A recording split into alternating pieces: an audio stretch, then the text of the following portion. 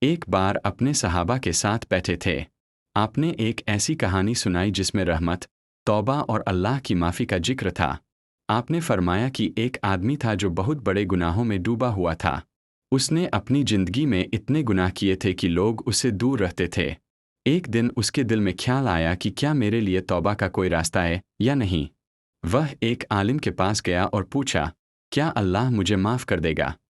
عالم نے اس کے گناہ سن کر کہا، نہیں، تمہارے لیے معافی نہیں ہے۔ یہ سن کر وہ آدمی اور مایوس ہو گیا اور غصے میں آ کر اس نے اس عالم کو بھی مار دیا۔ اب اس کے گناہ اور بڑھ گئے، لیکن اس کے دل میں پھر بھی توبہ کی چاہ باقی تھی۔ وہ دوسرے عالم کے پاس گیا اور وہی سوال پوچھا، کیا میرے لیے توبہ کا کوئی راستہ ہے؟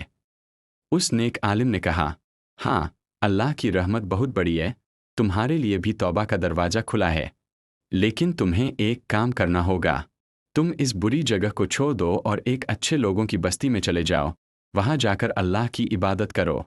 وہ آدمی ترنت نکل پڑا۔ اس نے سچے دل سے توبہ کی اور نئے سفر کی شروعات کی، لیکن راستے میں ہی اس کی موت آ گئی۔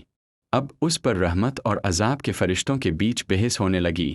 عذاب کے فرشتے کہہ رہے تھے کہ اس نے بہت گناہ کیے ہیں، اس لیے یہ سزا کا حقدار ہے۔ رحمت کے فرشتے کہہ رہے تھے کہ یہ سچے دل سے توبہ کر کے اللہ کی طرف جا رہا تھا۔